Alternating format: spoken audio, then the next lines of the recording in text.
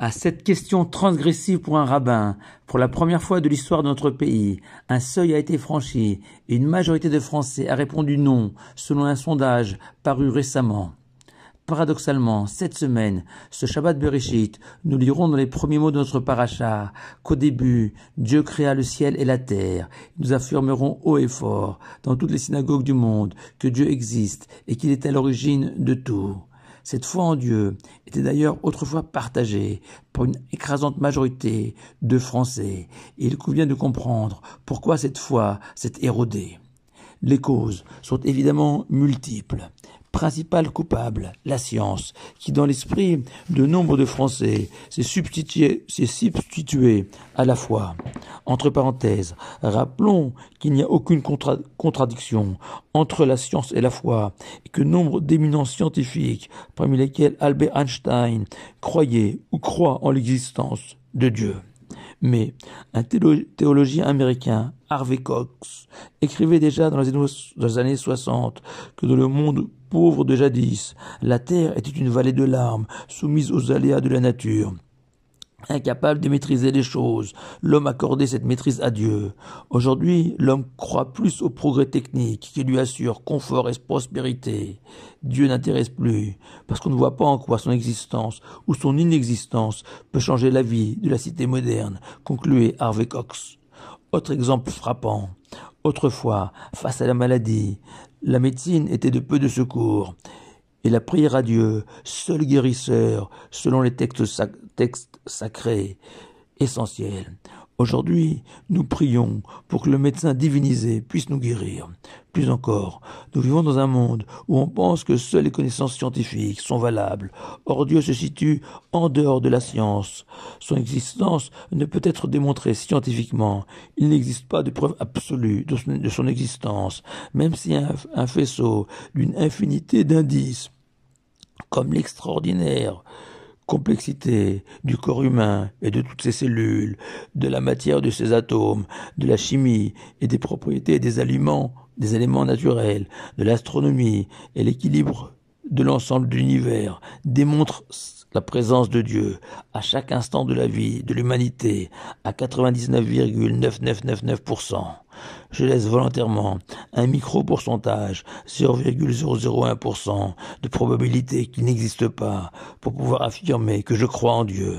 Cette foi qui commence là où la raison et la rationalité s'arrêtent. De plus, la société de consommation, l'hypermatérialité dans laquelle nous baignons contribue aussi au déclin de la foi. Jacques Brel, le poète-chanteur, déclarait « Les gens deviennent athées simplement en remplaçant Dieu par d'autres dieux. Au Moyen-Âge, on voulait aller au ciel. Maintenant, on veut aller sur la Côte d'Azur. C'est toujours un Dieu, mais ce n'est plus le même. Surtout que si Dieu n'existe pas, tout est permis, proclamait Dostoïevski, l'écrivain russe. L'absence de Dieu est un mode de pensée commode, permettant à l'homme de profiter de ce monde sans contrainte morale ou religieuse. Mais je voudrais insister sur la troisième raison qui explique aussi les résultats de ce sondage. L'absence quasi totale de culture de la foi. La foi repose, selon le judaïsme, principalement sur la tradition orale de génération en génération, sur ses parents qui doivent enseigner d'abord et avant tout que Dieu existe et qu'il s'est révélé en Égypte, puis au mont Sinaï, où il nous a donné la Torah et les mitzvot. Or, dans ce même sondage, les Français déclarent très majoritairement ne jamais ou très rarement parler de foi avec leurs enfants. Nous vivons tous dans une société où officiellement, sous couvert de laïcité, Dieu a été banni de la vie publique, relégué sur nos écrans à quelques minutes face à un flot incessant de programmes de divertissement et de loisirs, ou en classe de 6e, où est enseignée à la jeunesse de l'humanité la théorie évolutionniste, sous ses formes diverses, est présentée aux élèves comme la seule manière d'expliquer scientifiquement la création du monde. La théorie de la Torah, d'une création ex nihilo, est mentionnée au même titre que la mythologie grecque ou la vision des Incas des débuts de l'humanité. Loin de moi l'idée de minimiser le formidable travail des chercheurs en cosmologie, la science des lois physiques, de l'univers et de sa formation. Premièrement, car leur théorie du Big Bang ou autre pour expliquer la manière dont le monde a été créé ne s'oppose aucunement à la Torah. Comme l'écrit Ramban, qu'en aucune manière la Torah n'a voulu nous révéler la manière dont l'Éternel a créé ce monde, au point que le Talmud interdit au commun des mortels de chercher à comprendre le processus de la création devant sa complexité et le risque de se tromper, et que la seule raison pour laquelle la Torah a débuté son récit par la création du monde et pour permettre, comme le dit Rashi, au peuple d'Israël de se défendre contre ceux qui l'accuseront d'avoir spolié la terre d'autrui, de rétorquer que la terre appartient à son Créateur et que ces quelques milliers de kilomètres au bord de la Méditerranée, Dieu les a attribués au peuple juif.